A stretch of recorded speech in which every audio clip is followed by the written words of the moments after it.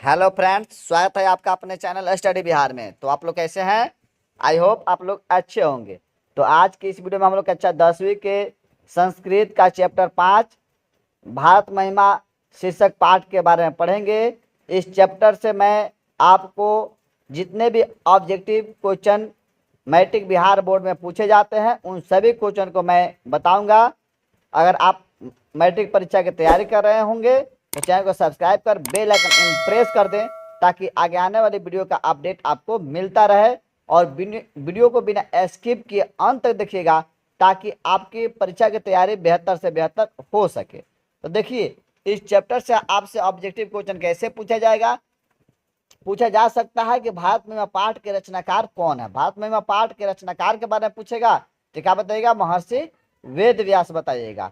उसके बाद भारत महिमा पाठ में कुल कितने पद हैं, क्या पूछेगा कि भारत महिमा पाठ में कुल कितने पद हैं पूछेगा, या मंत्र है पूछेगा तो क्या बताइएगा? 5। उसके बाद आपसे क्वेश्चन पूछा जा सकता है कि भारत महिमा पाठ में वर्णन है, भारत महिमा पाठ में जो है किस देश का वर्णन है, तो भारत के। उसके बाद क्वेश्चन पूछा जा सकता है कि प्रथम पद लिया गया है, मतलब भारत महिमा पाठ जो है उसके प्रथम पद जो है, मतलब उसमें 5 पद जो दिया गया है उसका प्रथम पद कहाँ से लिया गया है, किससे लिया गया है, तो विष्णु पुराण से लिया गया है। उसके बाद द्वितीय पद मतलब द्वितीय श्लोक लिया गया, मतलब भारत महिमा पाठ जो शीर्षक है उसका द्वितीय श्लोक जो है कहाँ से लिया गया है, तो भागवत पुराण से लिया गया है। कहाँ से लिया गया है? भागवत पुराण से लिया गया है। उसके बाद आपसे क्वेश्चन पूछा जा सकता है कि पुराणों से संकलित कितने पद हैं, मतलब भारत में पाठ में जो है पुराण से संकलित कितने पद दिए गए हैं, तो 2। उसके बाद क्वेश्चन पूछा जा सकता है पुराण के रचनाकार कौन है। क्या पूछेगा कि पुराण के रचनाकार कौन है, तो महर्षि वेद व्यास ही हैं। तो क्या मारिएगा? महर्षि वेद व्यास। उसके बाद भारत की शोभा से प्रसन्न होते हैं, मतलब इस चैप्टर में बताया गया कि भारत की शोभा से कौन लोग प्रसन्न होते हैं, तो ईश्वर या देवगण। क्या बताएगा? ईश्वर दिया रहेगा नहीं तो देवगण दिया रहेगा। तो भारत की शोभा से प्रसन्न होते हैं कौन लोग? प्रसन्न होते हैं तो ईश्वर या देवगण। उसके बाद देवगण बार बार जन्म लेते हैं, मतलब देवगण बार बार जन्म लेना कहाँ चाहते हैं, तो भारत में। किस देश में देवगण जो है बार बार जन्म लेना चाहते हैं या लेते हैं, तो भारत में।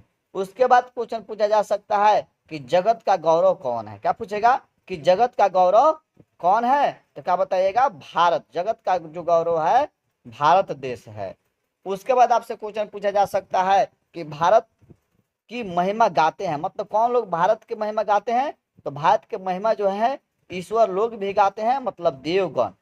उसके बाद आपसे क्वेश्चन पूछा जाएगा किसकी महिमा सर्वत्र गाई जाती है, मतलब किसकी महिमा सर्वत्र गाई जाती है, तो भारत के। भारत एक ऐसा देश है जो विश्व में इसकी महिमा गाई जाती है।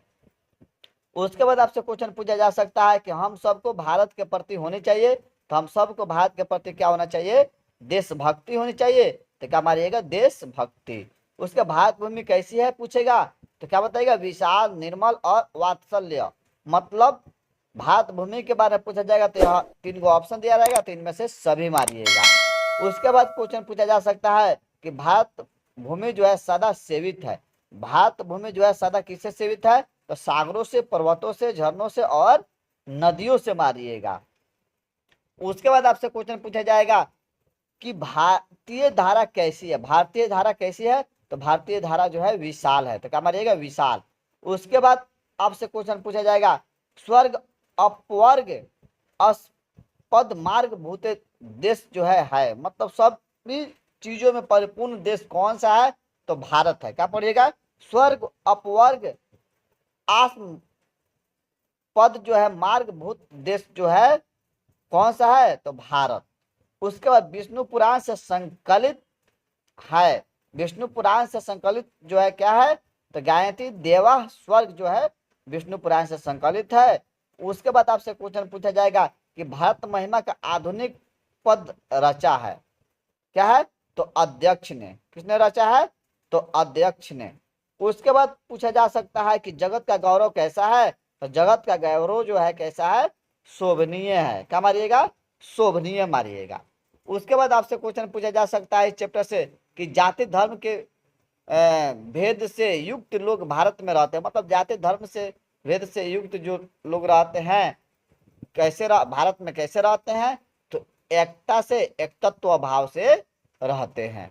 उसके बाद भागवत पुराण से संकलित है, भागवत पुराण से संकलित जो है क्या है, अहो, अमीनसाम, लब्धम और भारत जिले जो है भागवत पुराण से संकलित है।